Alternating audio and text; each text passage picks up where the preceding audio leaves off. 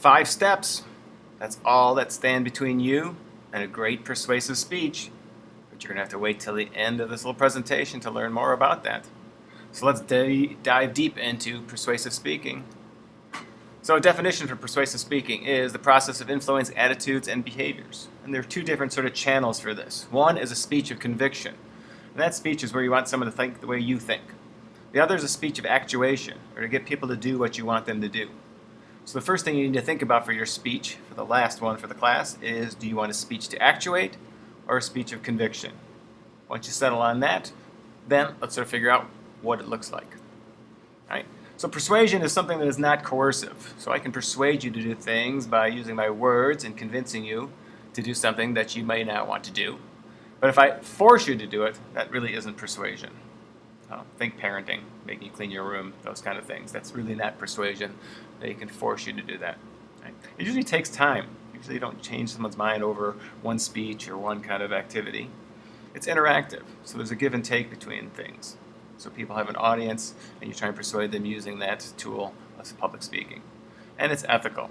So communication in the best interest of the audience that does not depend on false or misleading information to change an audience's attitude or behavior. So if you think about what's going on in Washington right now, there's a lot of unethical, persuasive communication going on where truth and facts are really not important. And people are just trying to sort of give you propaganda and get you to think things that really aren't true. So you make decisions based on these sort of 3 different elements: a logical appeal, an emotional appeal, and an ethical appeal. So let's think about that if you want to sort of have people eat a vegan diet.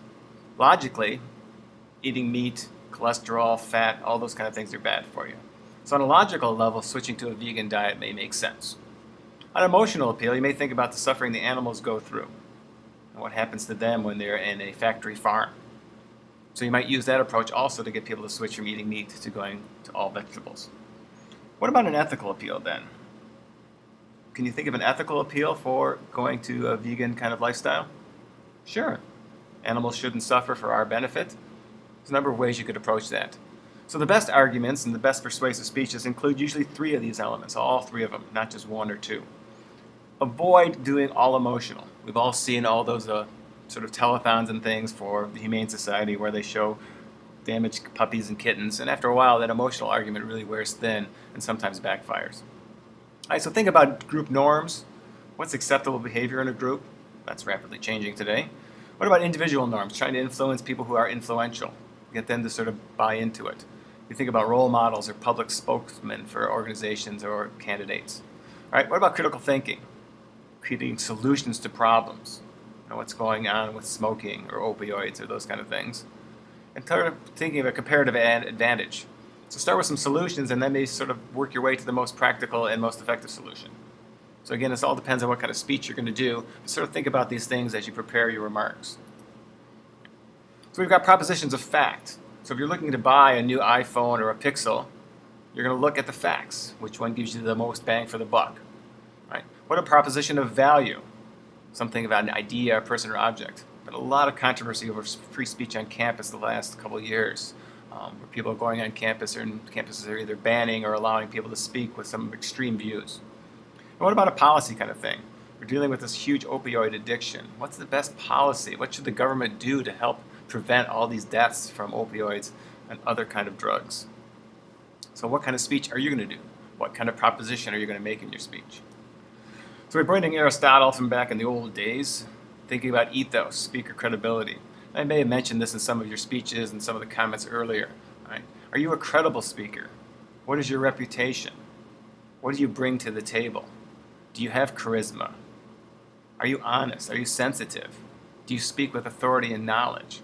These go a long way in helping you persuade people to believe what you want them to believe or do what you want them to do. The second is pathos, sort of the emotional appeals and sort of the psychological background of things. And if you go back to your psychology class, you may talk about Maslow's hierarchy. You know, when you go from the lowest, most basic needs to self-actualization. So where are you in this persuasive argument here? What is your audience feeling? What is your audience thinking? What sort of hierarchy member are you aiming for? And the third is logos, the logical argument. The bulk of persuasive speaking, that's a good word, public speaking that's persuasive, deals with logic. Trying to present information in a way that makes sense, that people can understand, and that they have a reason to go then do what you want them to do or think the way you want them to think. Avoid fallacies. So an ad hominem attack, where you attack character. Again, you're seeing a lot of that in Washington right now. But rather than dealing with ideas and policy, we're attacking each other, right? Unreliable testimony. I can't even pronounce it. Unreliable testimony. We're using people and information that's not quite accurate or credible. There was talk recently about the Earth being flat, and some celebrities were talking about that they believed the Earth was flat. Really not the most reliable testimony you can have. Ad populum. Many people believe this, so you should too. We've seen a lot of that also in Washington and politics, where you think that public opinion is true, but it really isn't. Reducto ad absurdum, taking to extremes. So don't have an argument that, if we let this happen, then the world's going to end. If we let something occur. So don't take these arguments to extremes. And either or, false alternatives. Either we do this or this will happen. Well, probably not that extreme. There's probably some middle ground in there that we need to explore. Right? So think about those propositions of fact, value, and policy as you think about Aristotle's trio. How are you going to use appeals? There's a number of ways of appealing to people, and here are just a list of a few of them. So think about which ones may be most effective when you put your speech together for your last assignment for the class. And as promised, motivated sequence. This is Monroe's motivated sequence. You've done this your whole life. You've made these kind of arguments in the past, and you will do so in the future. We just gave them a fancy name. So we've already talked about most of these, and you've probably gone over these in most of your other classes. First part of your speech needs to get attention. Think about the audience, what the audience knows, what they want. Second step is the hardest. Show the need. So how do you show the need in a speech when someone really doesn't care about your topic? For example, in the last presentation, I talked about Pluto and whether Pluto's a planet or not. What if you don't care about planets or the stars or astronomy? Is there any way I could satisfy a need in you where you might pay attention to the rest of my speech if I wanted to persuade you that Pluto should be a planet and it's important that it be named a planet? Right? The third step of the speech, and sort of the bulk of the speech, is the satisfaction step. Right? This is where you bring in outside sources, you cite them informally, as I mentioned, International Astronomical Union, other magazines, other articles, reports, organizations. I want to hear some outside support in this, cited sort of not formally. Visualize the future then. So we're talking about opioid addiction, and we have a policy solution that we want, and we're going to treat these people as addicts rather than criminals. Visualize a future where these people get the treatment they need and then can kick the drugs and become functioning members of society again. Or visualize a future where if we don't do this, these people will become hooked and they'll eventually die. Thousands of people will die if we don't take the steps that you're recommending. And then what action step do you need? What can the audience do about this? Can they join an organization? Can they vote for you? Can they write their legislator? Can they go visit a website? Can they protest? You've got to have an action step.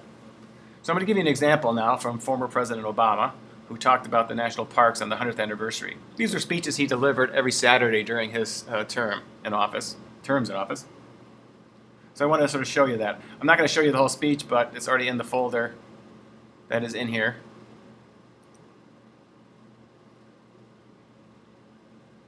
So good luck with the speech, and have fun. There's the president.